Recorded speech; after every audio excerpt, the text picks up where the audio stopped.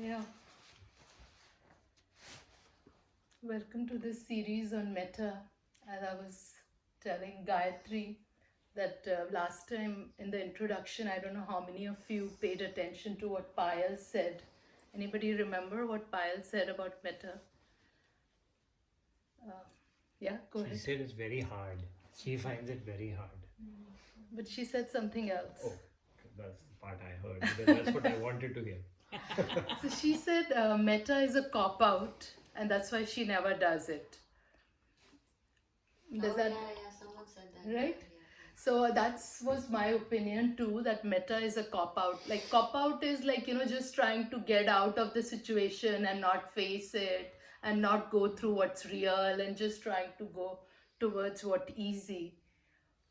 But simply in the course of the introduction and today, oh my God, I'm going to start my talk. This is not even my talk, but I was reading that we have within us something called the Buddha Garbha, which is the innate Buddha nature. So now I'm starting my talk.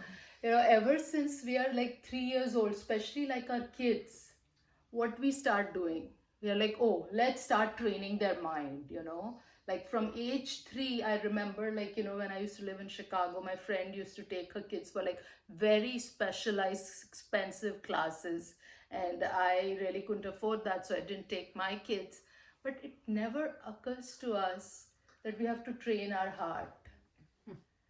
And really, since I started doing this in the 3 weeks, because I never tried to do Metta because it was a cop-out according to me, it's made so much different, and I can exactly see where Buddha was going with this. So these are called the 4 divine abodes. So divine abodes, a better translation could be, that's the best home. Like when we are looking for the home, we want the best home, right? So for our heart, that's the best home that we can find. These 4 divine abodes.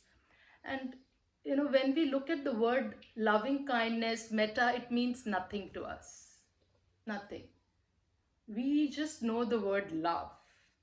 Love means so much to us. When we think of love, we think madly in love with that one person. And all our lovability is on that one person.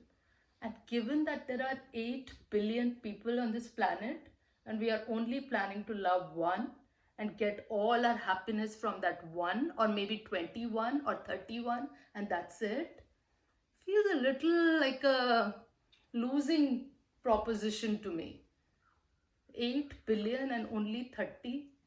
And that's what, when Aya Tatha Loka, now she cannot even meet anybody. She actually was sitting here and did the Greh Pravesh for my house. And she said, you base your life on 40 people and then you tell me you're sad. I don't buy it, because there are what about the other, 7 billion, whatever people? Why don't you base your happiness on all of those? So what is the difference between this love and this loving kindness or metta, which is like the best home for our heart? Right now we are living in Fremont, the zip code. There's like a better, I don't know if Los Altos is better. Like if we could, we would just live in the best zip code. So what is difference between this abode of the heart and that one? So metta, it's that feeling of this just like well-wishing. And we have this contracted idea of love where it's like all that gushy feeling, that gushy-mushy feeling. But metta has a completely different flavor. When you start thinking of love, instead of thinking of that kind of a joyful feeling, what if you just saw, oh, I'm not wishing anybody harm. I'm not saying mean things. Or maybe if I'm thinking mean things, at least I'm not saying it. If I'm saying mean things, at least I'm not hitting them. Whatever, wherever we are, what if we started recognizing that as love and started bringing love to that, So I was like practicing this talk with Pradyut, and he's like, oh, no, no, no, that feels very hard, this metta. But like, I'm not saying to keep it hard. Like, for example, I was giving Gayatri this example. Like, I was in the park, we were playing with a dog owner, and they were talking about how they are going to go on this amazing trip with 5 dogs to celebrate their dog's birthday. And immediately I started feeling like jealous. I'm like, wow, their dog has 5 dogs to celebrate. My poor dog has no dogs to celebrate his birthday with. Then I recognized that. And how do I bring in love? I brought love to myself. Oh, it must be so hard to feel jealous. Metta to you in this moment, Aditi. And immediately, the wonderful thing that happened to me between my walk from the park to home, which is less than 5 minutes, I forgot all about being jealous, and my entire attention was on myself and trying to support myself during this jealousy that I'm feeling. So that is the invitation of metta, whatever you are going through. And I'm going to read this, Ajahn Buddha Dasa, who is the abbot of Amravati. I dragged Pradyut and the kids to Amravati in our UK trip last summer. And he's actually going to be in Bay Area and doing a free retreat in Spirit Rock. So he says, in developing loving kindness, it is important to recognize the practice begins with ourselves. This means accepting everything in us, the dark side, the selfish side, the proud, conceited side, as well as the virtuous and the good side. Metta isn't about finding fault in ourselves. It is about accepting our meanness of heart, our desire for revenge, the pettiness or stupidity we might feel at times. Having metta for our own moods, our own emotional habits, enables us to let them be what they are, to neither indulge in them or to reject them, but to recognize, this is my mood, this is how it feels. The attitude is one of patience, non-aversion, and kindness.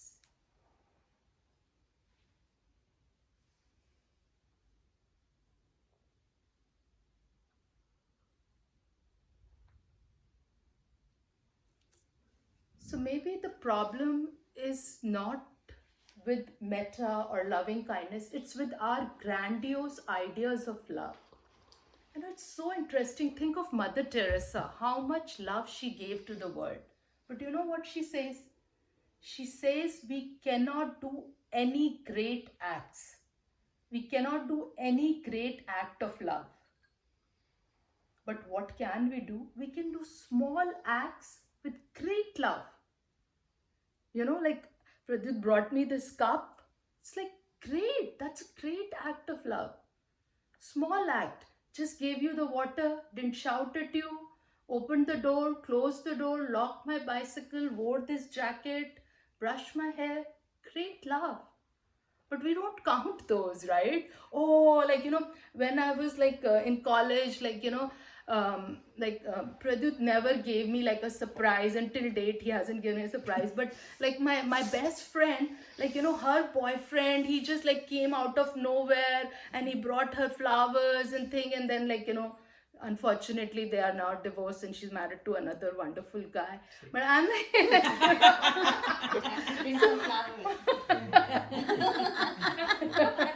so, but it's like those things, like those ideas, one by one, I had to let go of the idea and love the person who's in front of me and give up the idea. So that's our job, to just do whatever we are doing, even if it's simply like my son says, sometimes you don't even pass the salt. So maybe a goal for me in 2024 will be, every time he asks me for salt, just pass it, right? Just I'm going to try and do it with great love. So just small things. And another thing is, I've heard many times Like Rumi says that our job is not to seek love, but to just do away with all the barriers. But interestingly, when we are looking for love, I think what we are looking for is we are looking for a support system. And there's nothing wrong with that. Get a support system. I was telling one of my teachers, oh, I don't want to get a group of friends and all that. I just want to be a meditator. He said, no, go get your group of friends and you can meditate too. So get your support group, find your support group, but don't mix love with that. So love, actually this metta, this best home is very different from that movie Love. In this spiritual path, love, you start by giving. You start by simply like wishing well. Like, may you be happy. Like in our meditation, I would like to hear later, like, was it even possible to find some tenderness for your difficult person, for that neutral person? There have been stories that people have gone for these retreats and their neutral person like was somebody in the retreat which they had picked as a neutral person, and then that person fell and his leg broke and that person simply started crying because for 2 months they had been giving them metta every day. So you develop these connections just simply by well wishing. And I've just been doing this whole week just for myself. And it's been opening my whole world to myself. So I would say, like just this week, let us all begin just by giving ourselves well-wishing. Sometimes when we wake up with worry. We wake up with a fear. Or like, at least like for me, when I'm at work, I have this stress. Oh my God, how am I going to get this done? Will I know? How will I figure it out? Just like, then I've been bringing metta to myself. Oh, this must be hard. It's hard to feel afraid. It's so hard, right? When we are afraid. Just bringing metta instead of judging ourselves, right? Oh, like we don't have to take part in the judge or the jury. We can just be part of that other committee. Those nice aunties who are always serving people food, or those little girls who are passing their smiles. So we can be part of that and we can quit our jury jobs. And another interesting thing is that we are very self-critical. We are very critical of the way we love others. We are critical of the way we show up in the world because we have been taught that life, everything you get through struggle. That's what we've been taught. So we don't believe that if I take it easy, I'll get anywhere. And that's what we've taught our kids. Oh, karte raho, mehnat karte raho, keep working hard, don't stop. What if you stopped and just relaxed and enjoyed and be? What if you did that today and tomorrow and day after and Sunday and Monday and you just live like that for a while? And I'm not saying go change your parenting style, let the kids have the tough, but at least for ourselves, what if we took it easy and just started saying yes to everything? I want to share this poem. Finally on my way to yes, I bump into all the places where I said no to my life, to the untended wounds, the red and purple scars, to the hieroglyphs of pain carved into my skin and my bones, those coded messages that send me down the wrong street again and again, the old wounds, the old misdirections, and I lift them one by one close to my heart and I say, holy, holy. That's just a way of saying that everything belongs. If you don't like the word holy, you can just use any word, forgiven, forgiven. You belong, my hurt belongs, my pain belongs, my criticism belongs, my revenge belongs, my jealousy of the 5-dog vacation belongs. Whatever it is, it belongs. It just has to be here. It's perfect and holy, like how you sprinkle that holy water. And everything, you just embrace it. And we just live like that for a week. And we meet next Friday and we see how, if it makes any sense to us.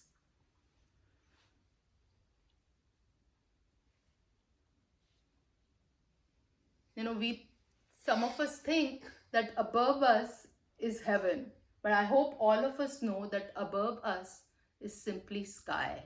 It's just blue sky. How we orient our attention, that makes hell and heaven.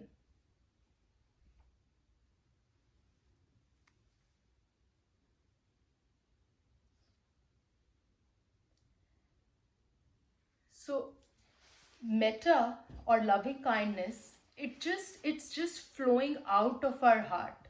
But then what happens, like, you know, we have these ideas, these limited ideas of self, like, you know, we might have like, I'm from India, I'm going to, or I'm a Hindu and Muslim or whatever, and for some reason or the other, hatred arises.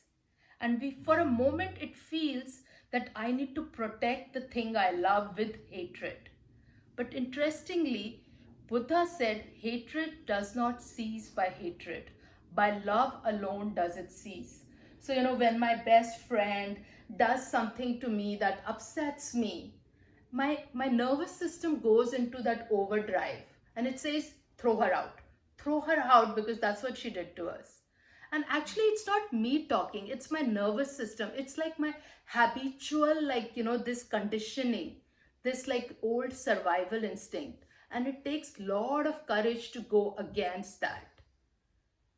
I was sharing with Gayatri, and, you know, we were having a little chat. I was saying, like, you know, I'm learning to now go against the stream. That's why Buddha often called this path going against the stream. Because usually we just want to play the gotcha game. Oh, you did this to me, I'm going to do that to you. Oh, you just gave me a gift card, I'm going to give you just a gift card. Whatever it is, I'll match you. You serve me 5 dishes on the dinner, I'm going to serve you exactly 5. So we don't have to play this game. We can just be our original self. I only serve usually 1 dish, so it doesn't even matter. So whatever it is, your true self. And Shanti Deva was an old ancient Indian poet. He has written an amazing book called Bodhisattva's Guide to Life. So he says something very interesting. He says, if someone beats you with a stick, will you blame the stick? That's just like the person is using the stick. So if somebody is angry at you, if somebody did something meanness, if somebody acted in spite, then who is responsible? It's their ignorance. It's their limited thinking. That ignorance is to blame, not them. Just like you can't blame the stick, you can't blame that person. He's so like possessed by that ignorance that that's how he's acting. The problem is the ignorance and not the person. And tomorrow, if I ring your bell and not me, let's say somebody else, like, you know, who cannot look after this newborn baby at all, and they leave this baby at the door with a note, please take care of me. When you open the door, what will you do? Will you bring the baby in? What if this world was just an abandoned baby asking you to take care of itself? What if every human who's acting mean, spiteful, revengeful, acting in a way, because we know the rules of karma. If we don't believe in karma, forget it. We believe in science. We believe in Newton's third law of action and reaction. In the introduction, we talked about how with every downhill, uphill is coming. So with every mean act, what is coming? With every act of love, what is coming? With every good move that we do for our health, what's coming? So we know that. So if everybody who came to our doorstep, we just thought of them, and doorstep is just a metaphor. They could be in our life, in our email, on our WhatsApp, wherever they are. They were just an abandoned baby saying to us that my parents can take no care of me. Will you?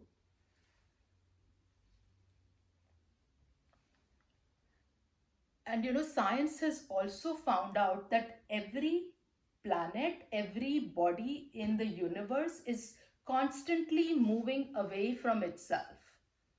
So when this something as huge as our universe has no center, then how can we say that I have a center, or that person who's causing me harm or even good has a center? It is not a fixed mind. Mind is a constantly moving, changing, building, rebuilding, bouncing thing. When I hold people in that box, when I say you did it, she did it, I love only this one, then I'm thinking that they are like a fixed thing. I'm not allowing them to change. I'm not allowing myself to change. Every day you have to believe in a new possibility. Everything is changing. The universe itself is moving so far apart from itself.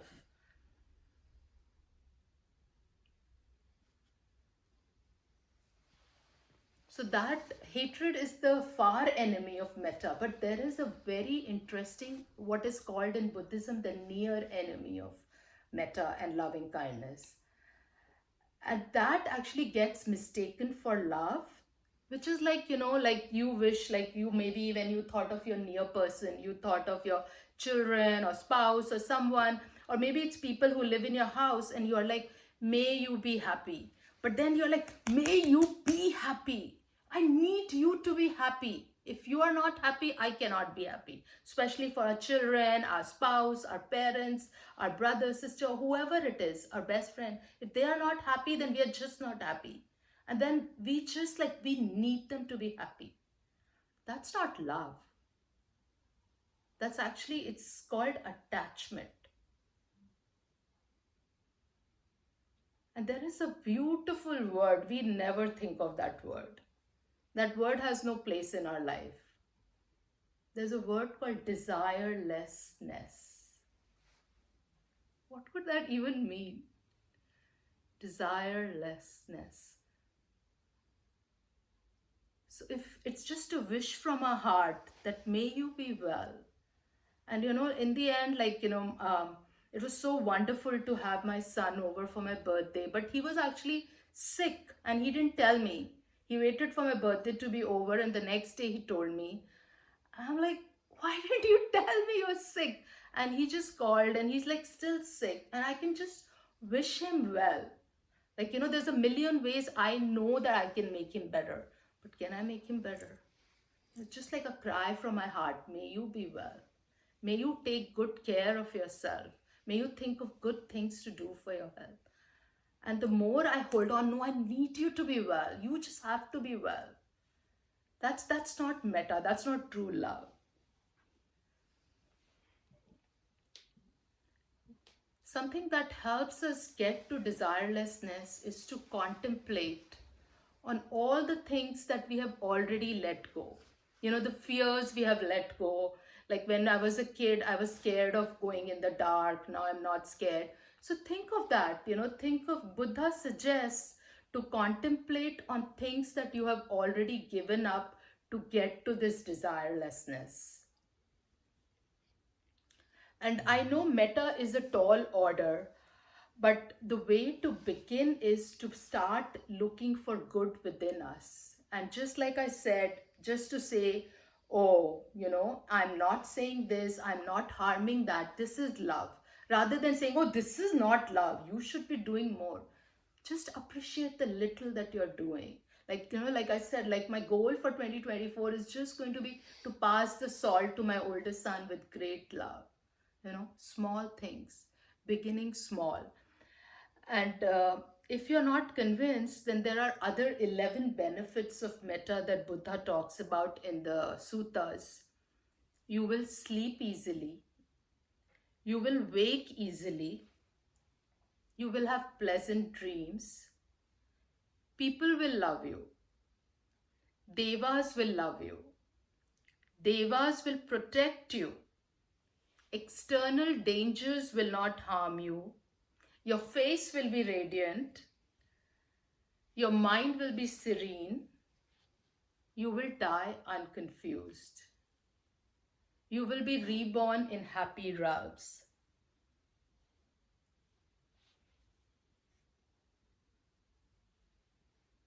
So usually at the end of life, we think, did I love well? Did I love fully? Was I afraid? Did I live life unafraid? Did I give it freely? Did I give my love freely? So maybe we can start doing that in small measures every day, every moment, just beginning with ourselves. Am I loving myself fully? And let go of those whatever, like, habitual parental things or societal things that you have learned about being harsh to yourself. And just start a new chapter. Just bring metta to whatever is here. Self criticism is here. Oh, it must be so hard to be critical. Just bring metta.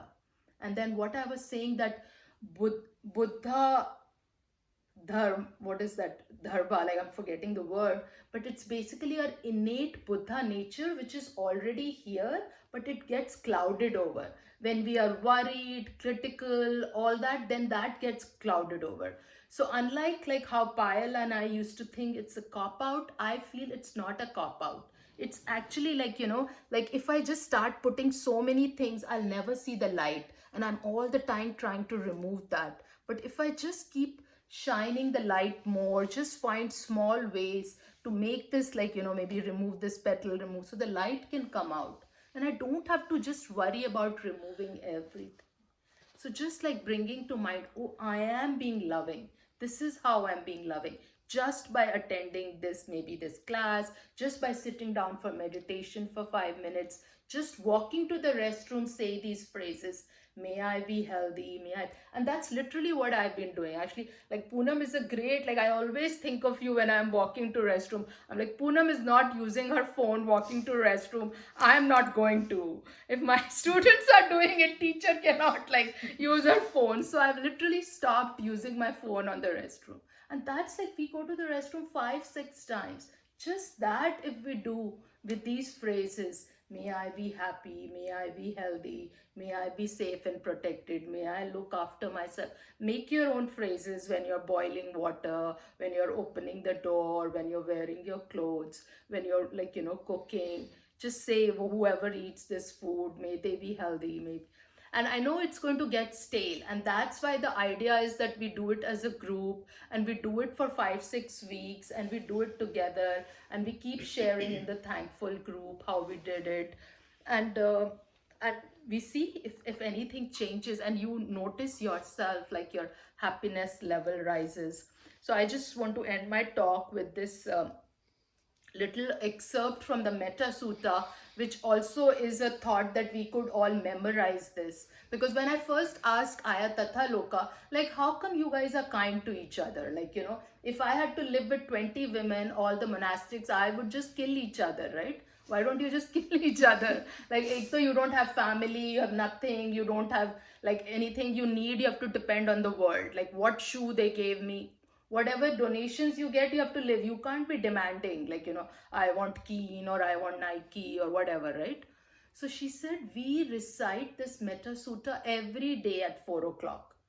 So just by reciting, and I like, I came from that world. I'm like, this doesn't work for me. After so many years now, just because like, I have to give this talk, I'm realizing it actually is powerful. So I'm just going to reading a small paragraph. If anybody is inspired, we can all memorize it. So this says, even as a mother protects with her life her child, her only child, so with a boundless heart should one cherish all living beings. Even as a mother protects with her life her child, her only child, so with a boundless heart should one cherish all living beings. Radiating kindness over the entire world, spreading upward to the skies and downward to the depths, outwards and unbounded.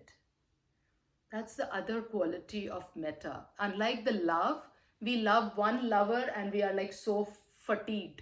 We can't have 20 lovers. But with metta, with loving kindness, it's like the more you spread, the more you give, the more you have. And you will know when it's love and when it's loving kindness. You'll never feel fatigued. You'll never feel tired. You'll never feel like you're running out, like you're being taken advantage of or something like that. And Thich Nhat Hanh has these phrases also which we can use. May I be happy. May I be healthy. May I ride the waves of my life. May I live in peace no matter what I'm given.